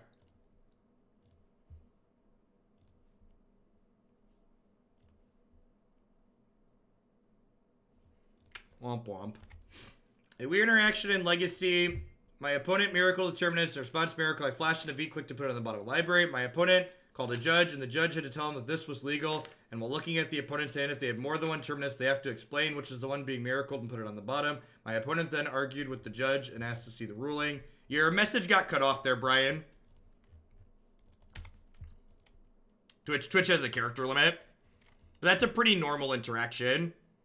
Cranking this Blast Stone before actually biting me here because I couldn't unlock my Oblivion Stone here. Sacrificing my O-Stone earlier also biting me. How many Karns am I through at this point? Just one? That's so unfortunate.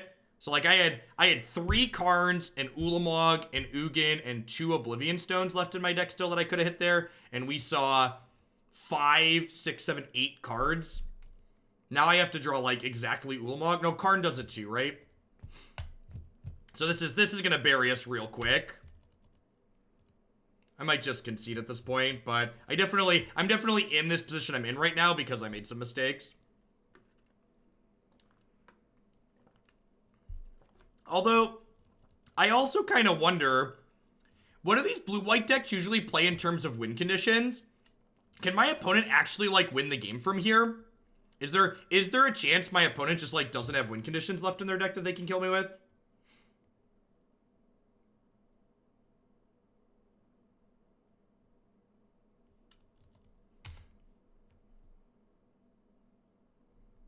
I mean, that's not an interesting take, Socio Penguin. That's just the truth, right?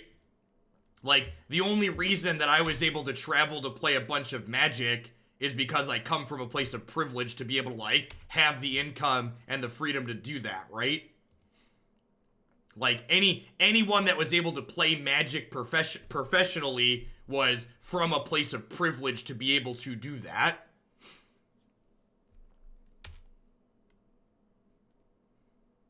And, like, pretending otherwise is just nonsense.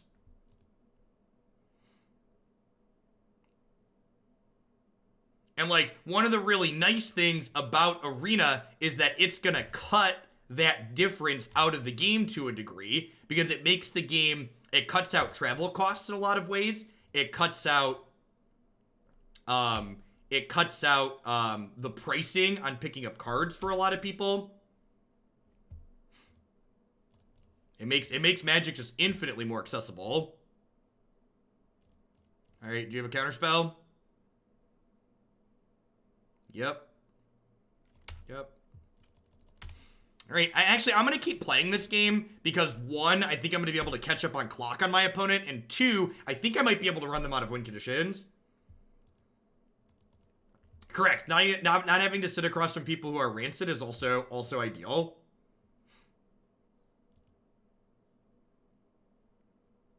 Yeah, I was behind on clock at one point, so the way their deck plays out, this matchup could easily go down to time. This is going to be our last match anyways, so.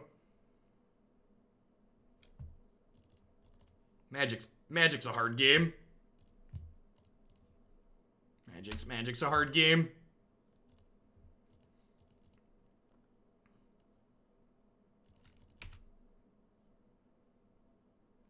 TK87, thank you for the 313 sub. I appreciate that. Welcome back. Thanks for keeping me around. I wonder if I was supposed to kill the D-Sphere there. I'm going to decline searching for this path. Not only am I out of forest, but I put a bunch of bad cards at the bottom of my deck, so I don't want to shuffle. Yeah, no cheating's a big +2. The chess clocks are real small. They're right above the player health total. I'm up by like 45 seconds right now.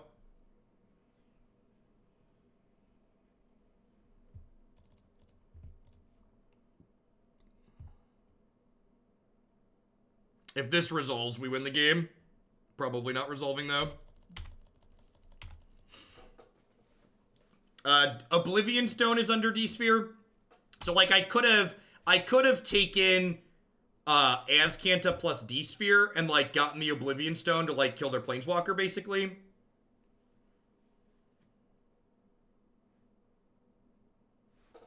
Oh, the forced shuffle on this is really rancid, because now it puts a bunch of cards I don't want to draw back into my deck, instead of having, like, more bombs on top. So, like, the forced shuffle there is huge. So I'd bottomed a bunch of not gas, which means there were a bunch of Karns, like, in the top 10 cards of my deck, and now they're just distributed randomly among 22.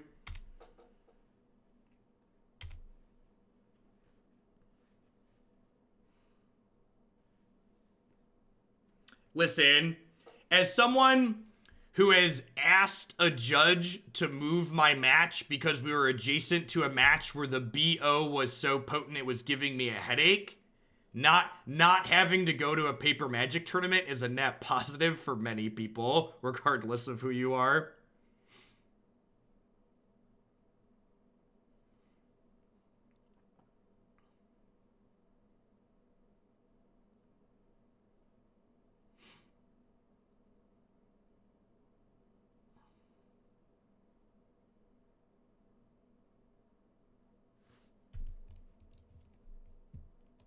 Yeah, they had open tables. They allowed us to move. So long as you're respectful, like, and you're not asking for anything unreasonable, like, they're it's like pretty lax overall. Sure. We're gonna, like, snap Opt here. There's only 6 cards left in their deck. Hey, Lim Nursery, thanks for the 713 sub. I appreciate that. Welcome back. And Kazenti, thank you for the 17 months. Yeah, O-Stone keeps us in the game. If we can take the Teferi off the table,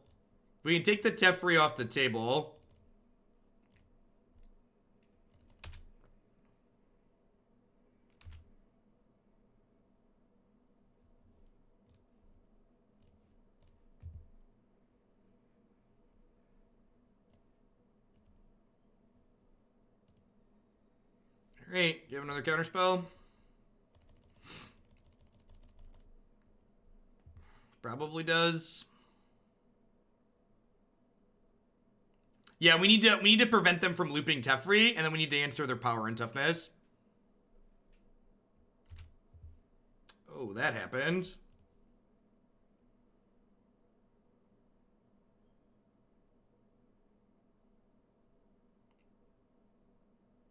I wonder if they realized that was a possibility.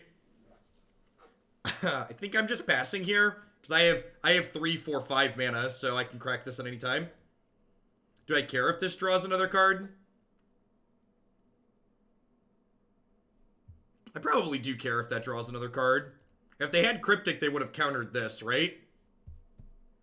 It's like technically correct to do this during their upkeep, so I'm gonna do it then.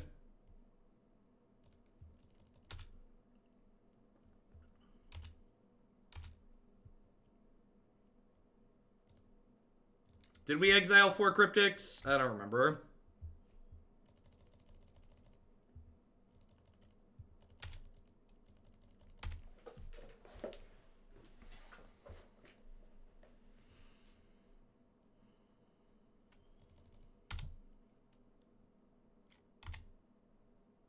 They do still have a Colonnade. I'm at 13. It's a 4-turn clock. There's 2 Karns in my deck. I believe there's 2 Karns in my deck. Yeah, there's 2 Karn. No, there's 1 Karn in my deck. Yikes. I don't think they're through that many Path to Exiles yet either. Yeah, they've only played 2 paths. I have 1 Karn, 2 Wurmcoils, and a Walking Ballista.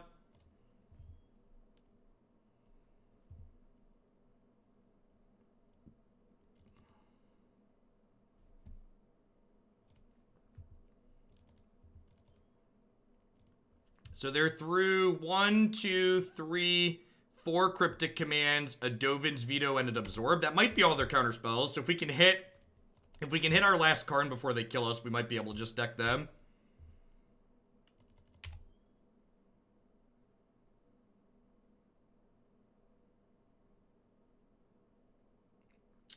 Putting a Fate counter taps the Oblivion Stone, Therabrae.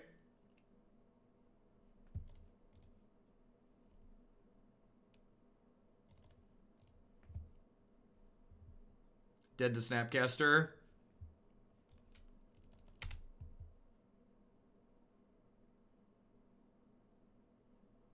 Rats! What a game. All right, well I'm gonna make him activate because this match might come down to clock.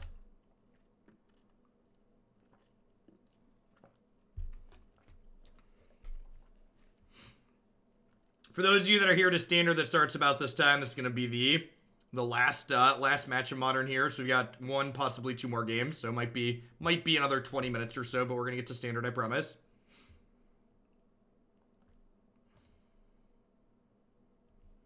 That was game 1. And then post board, we get to like increase our threat density by a significant margin, which is nice. And by that I mean these Wurmcoil engines are bad. Yeah, I think with better, I also notably in that game, you probably heard me mention, or if you didn't hear me mention, I had sacrificed a Ghost Quarter at one point because I had just like dealt with most of their utility lands. So I made a couple of decisions that would have changed things changed things for the better. Yeah, they probably have Stony Silence or some nonsense on the board. So claim's fine.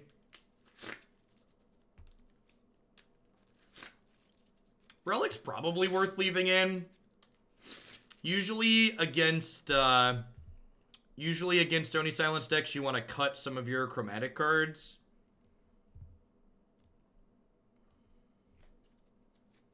That is an MTGO exclusive for Ballista. Nah, O-Stone's good because it cleans their planeswalkers out and just like deals with their win conditions. Like O-Stone is part of the reason we were close to decking them that game. That's true. That's true. I guess we can trim on them. I don't hate that. Alright. Let's just trim around the edges.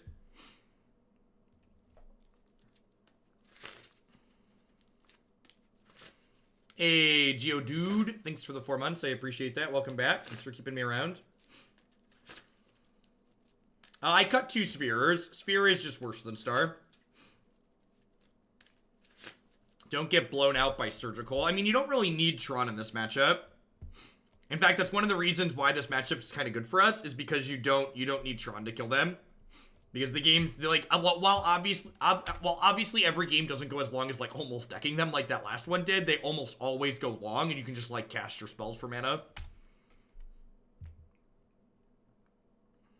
Well, what would you trim instead, Monster Man? I think trimming stone is fine.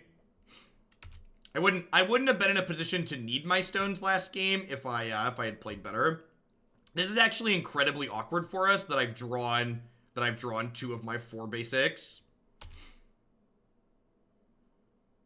Really, really unfortunate. Because they're a Field of Ruin Path to Exile decks. Like, ideally, I'd like as many of these in my deck as possible to, like, fetch with those. Milik, thank you for the 3 months. Welcome back. Well, Wurmcoil boards out in this matchup, Mevelin. It's just not very good. So, like, God bless America. So things like Thragtusk and Thought-Knot Seer are not only easier to cast when you don't have Tron, but they're just better against like the removal spells.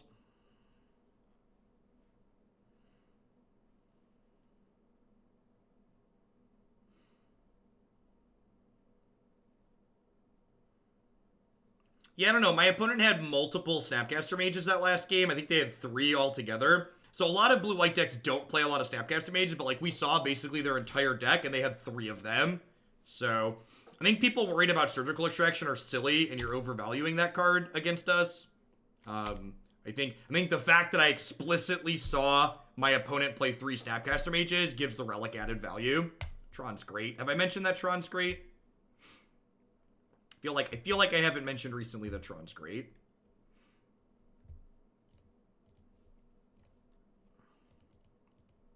It's like okay upside, but like saying it's the reason to play it is like kind of silly. It's my favorite deck in Standard currently, Bantbo. I appreciate someone that knows what's up. So they're conceding here because they very likely can't beat turn 3 Karn here, turn 4 Karn here, and they don't want to run out of time for the 3rd game. I'm happy with how we sideboarded. Let's run it back. Yeah, Relic versus Surgical is more relevant when, like, you need to have Tron to win the game. And, like, this is just a matchup where, like, having Tron is upside. It's not required. Just, like, casting your Karn for 7 mana is, like, reasonable and acceptable. Sure. The opponent has, like, enough Field of Runes and other random stuff that, like, mulliganing aggressively for Tron is just, like, kind of silly. You just want to, like, cast your cards. Morning Legend, catching us right at the tail end. Game 3 of the last match. Roadkill! Coming in hot with the tier 3 sub for the 19th month. Welcome, welcome, welcome back. Thanks for keeping me employed here.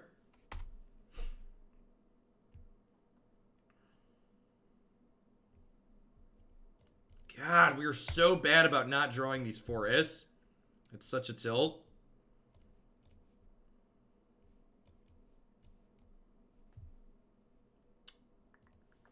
Mine.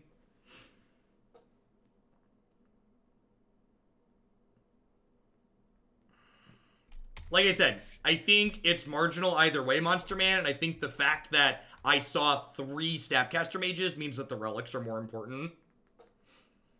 Like, if we played the entire first game and saw 1 or no Snapcaster Mages, I would be like, yeah, cut the relics. But the fact that I know they have multiple Snapcasters changes the dynamic a good amount for me.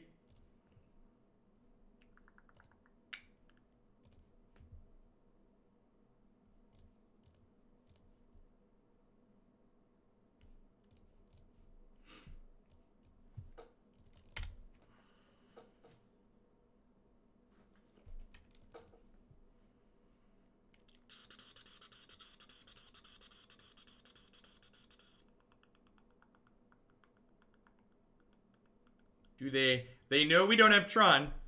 Well, I guess they don't know, but we likely don't have Tron. Because we played 2 towers to start, and then we searched this one up. Ooh. Show me your secrets, and by that I mean your cryptic command.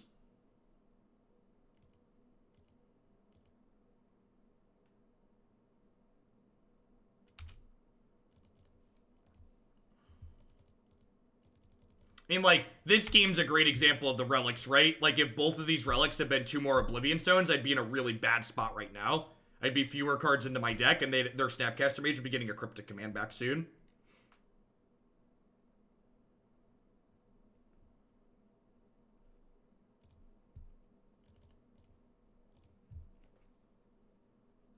I don't hate Promised End in this archetype. I think it's more than reasonable.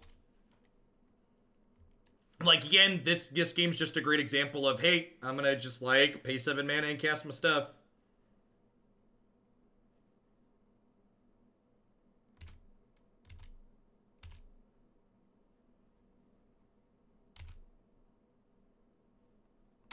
Hey, Ducky. Hope things hit an upswing for you. Thanks for being here. Hope your Thursday is going all right at least. Almost to the weekend.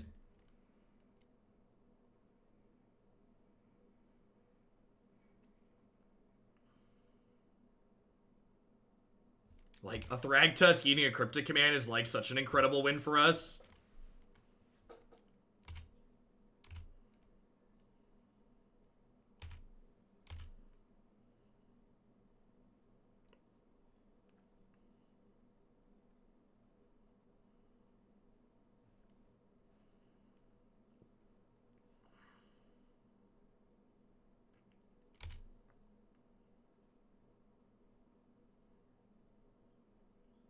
Yeah, our hand is very reasonable. I think I'm going to pop the Relic at this point and just plan to O-Stone this Teferi. I don't think I want to give them free reign with this card for multiple turns. Let them generate card advantage with it.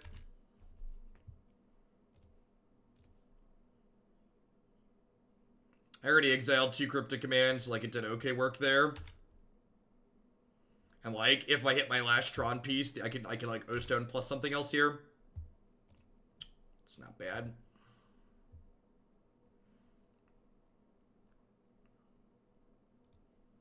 So I missed on the last Tron piece, but I hit another Karn, so like that's kind of a win for me.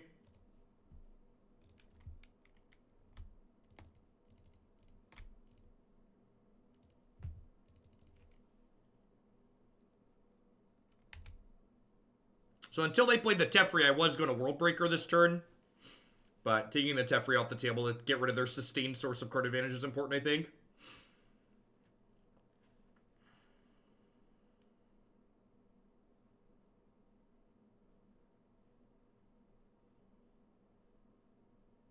have a Jace. Yep.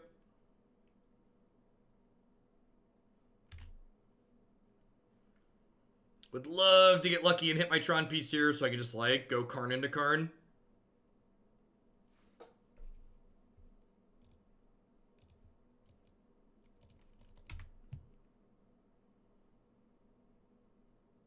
Right? I have enough to do that. This is 6, 10, 11, 12, 34, 15. Yep.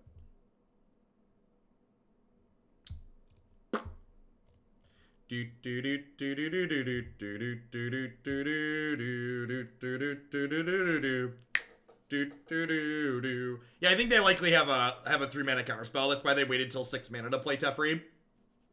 So they could play Teferi plus and hold up a counterspell like Absorb.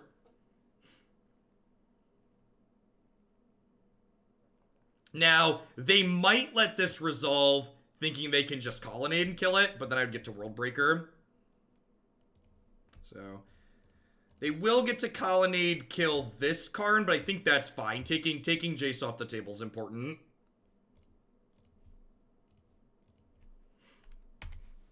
Now, most of the time, Karn is just, like, down-ticking. And, like, when Karn does uptick, he upticks so that way he can down-tick again.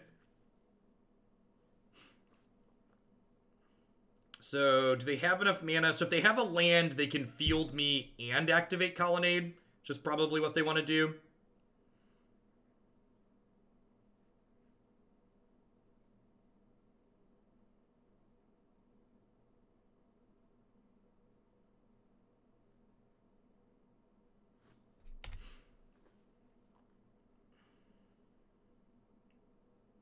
Sure, kind of a close spot here.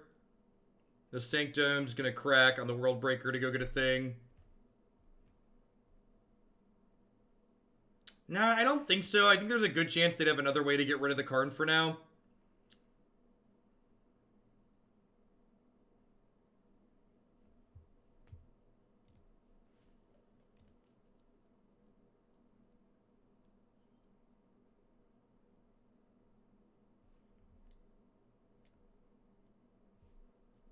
This game's really hard. This game's really hard. We're actually not even gonna play it this turn. Oh no! Oh no! Oh, we talked about not caring about the surgical extraction. We care! We lied! No!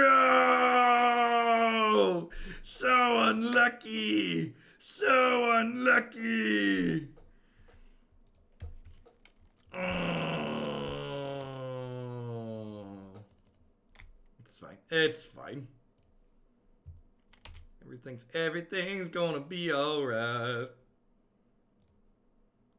Just that's why we play Magic, right? Just the range of emotions, just like from the best draw in our deck to the worst draw in our deck in just a matter of seconds. I'm still gonna go get Big Daddy here.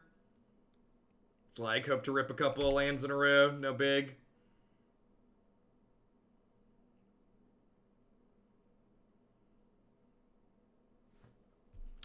Ooh. Ooh. I mean, if they don't have a path, but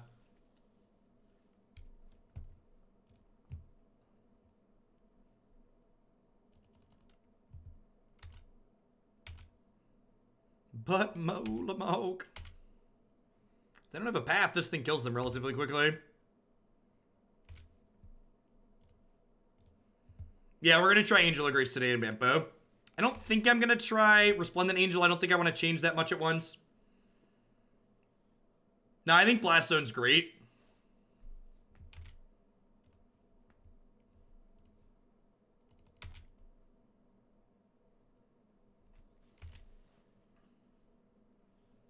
Yeah, they're low-ish on clock, but, like, the click kills, like, semi-quickly.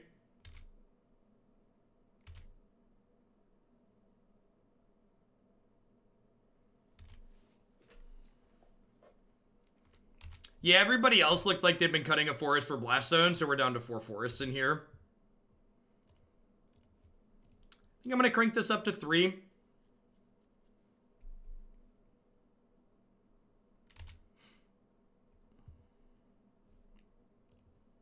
What you getting? Detention Sphere. Yep, definitely cranking this up to 3. Yeah, we're going to go get a land with the map, too. We're going to crank this to 3 and go get a map. Blast Zone's very good. So, like every other stupid colorless card that's been printed in the last 5 years, Blast Zone's a great upgrade for Tron.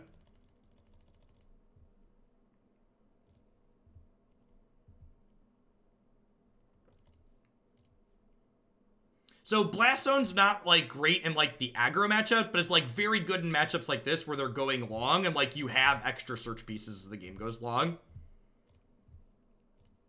Is, like, what it comes down to. Alright, so we've got two Papas, 2 Ugins, 2 Karns, some Swag Dads, and some Thought-Knot Seers.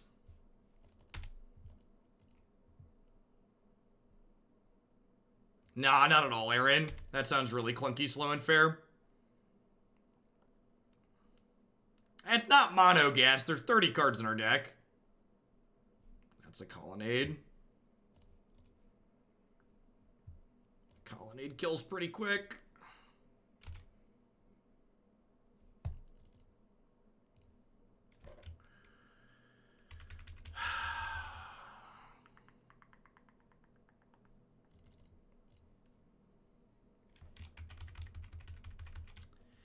So do I jam Karn or do I blow up the Blast Zone first? I think I blow up the Blast Zone first, huh? I think I'm gonna blow up the Blast Zone first.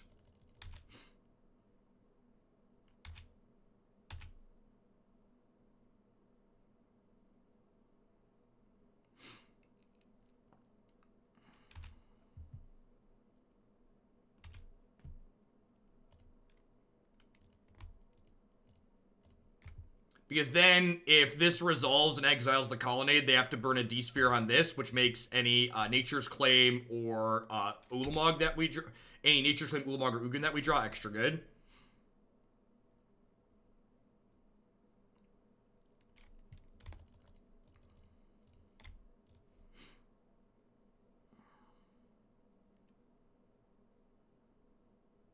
there's also a chance it just, like, doesn't resolve, right? Yeah, Snap Veto. Are we in double colony territory? We're pretty close to double colony territory. 4... Yeah, they're actually a land away from killing us, right? Because this is 5, and this is 3, 4. So if they have an untapped land, we're actually dead to the double colony activation. Yikes.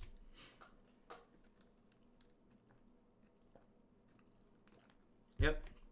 Good games, opponent. And like I said, I think I'm pretty confident I messed up the first game. I think I would have successfully decked them and run them out of threats in the first game if I'd have sacrificed the correct land instead of my Ghost Quarter. Like, we ended up getting run down by a Colonnade in, like, exact C's turns in the first game. That was a really long one. They had, like, 2 cards in their deck. So, close match overall. We ended up 3-1. We're not gonna play the last one because we're well over time for the Modern League. Blast Zone really feels like a solid upgrade for the archetype. You know, like I've talked about for a long time, I was very vocally frustrated with the Modern ban list, but at this time, I just don't really care about the format as a whole in terms of, like, healthy or balanced or whatever, so it just is what it is. But I am still of the opinion that it's incredibly hypocritical and silly that we ban cards like Birthing Pod with the rhetoric that this card needs to be banned because it restricts creature design space, yet cards like Ancient Stirrings and Faithless Looting, these cards seemingly don't restrict colorless design space and graveyard design space, and they keep printing these cards that are just upgrades to Tron and upgrades to random Faithless Looting decks like Dredge, but, you know, I can't play with Birthing Pod because at some point in the future, some creature might maybe be too good. I don't know, it just seems silly to me. I'm going to be very happy when we have a new non-rotating format where we don't have to worry about things like that. Anywho, on to some video games. Modern is what it is. Love it or leave it. Find you a deck like Tron or Elves that you really like playing and smash people with it quickly.